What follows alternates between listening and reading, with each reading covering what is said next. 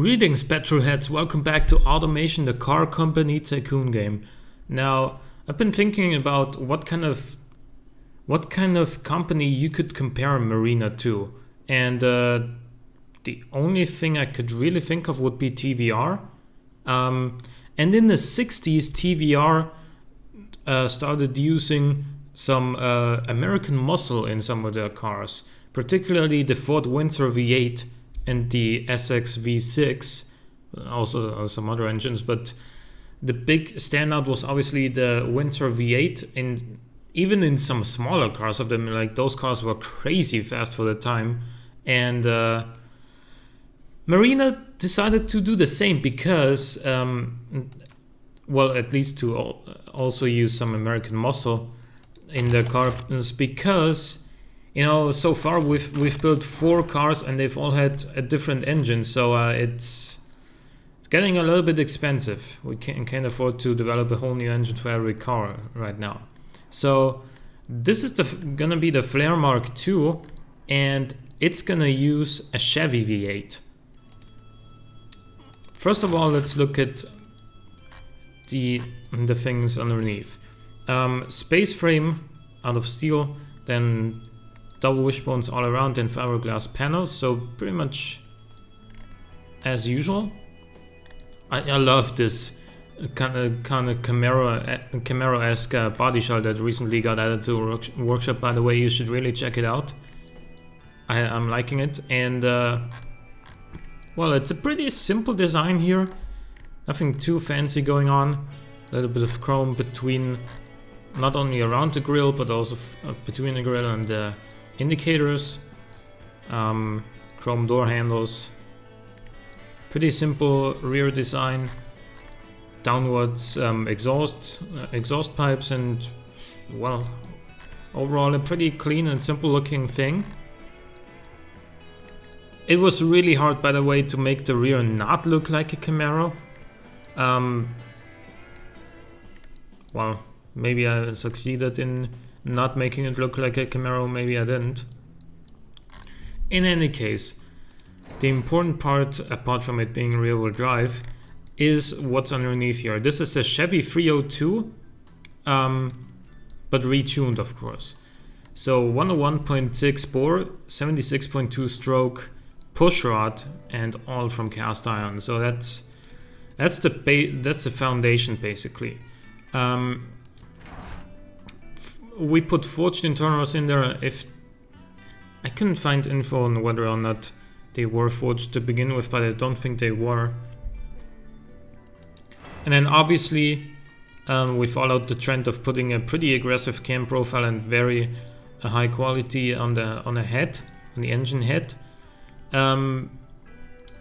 We still got some valve float, but obviously with this being a pushrod engine in the mid 60s, if I had to remove the quality altogether here, I'm pretty sure that the engine would break. Let's try that for a second.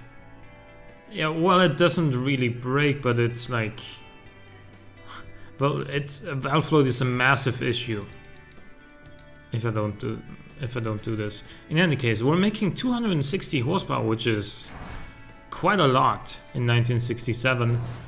We have now the 302 was available with either 1 or 2 4-barrel carbs, if I'm not mistaken. I'm pretty sure, well, it was definitely available with 1 4-barrel carb, and I think I remember that article saying that it was also available with 2 4-barrel carburetors, so that's the option we went for. If it wasn't available as stock, then we put it in afterwards. So in any case, performance intake, because we need that and it looks awesome. And yeah, regular fuel, just so you can fill it up on any old gas station. 5300 RPM rev limit. You know, when max power comes in at 4900, you don't really need much more than this. Exhaust diameter is pretty small, but it makes good torque. Long tubular headers. One reverse flow muffler, because No muffler at all would be a little bit silly and a little bit too loud, because, you know, noise restrictions are starting to become a thing. Barely. But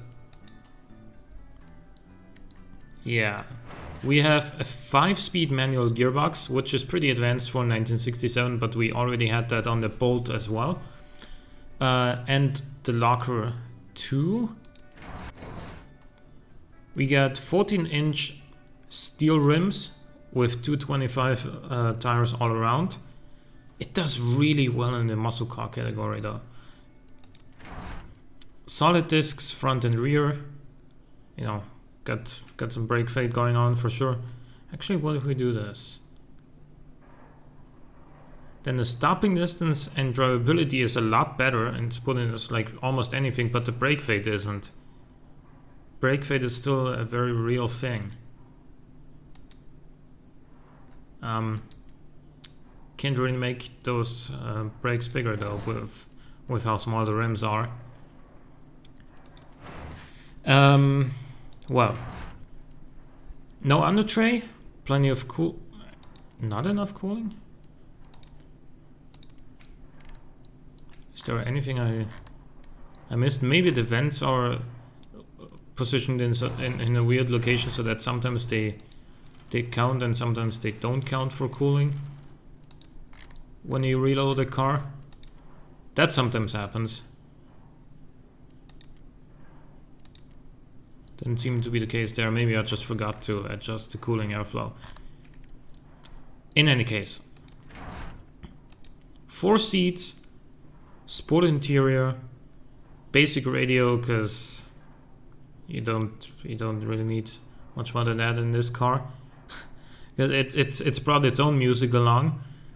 Standard 60 safety, gas monotube dampers, and then a very sporty setup here, putting us at 26.6 drivability, 30.8 sportiness, 1207 kilograms, and infinite amounts of emissions.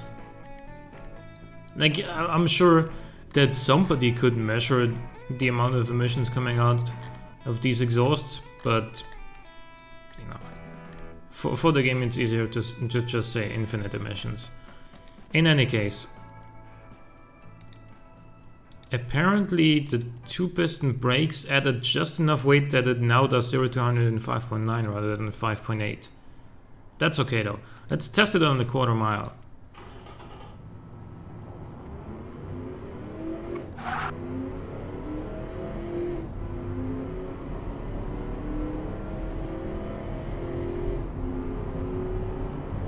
Goes well. It's pretty quick. 14.3 quarter mile. Not bad at all. Probably not the fastest for its time. I think there were some muscle cars even in 67 already that were faster than this, but not many. And also this is British, supposedly. And I don't think any TVR at the time would match this. Yeah. And then just because it's a British thing, there's a roadster version of this as well. Yeah, and it looks good. It looks really good. Let's give this the 2-piston front brakes as well. Yep, okay. This is 200 kilograms heavier than the coupe, but it's still not that slow.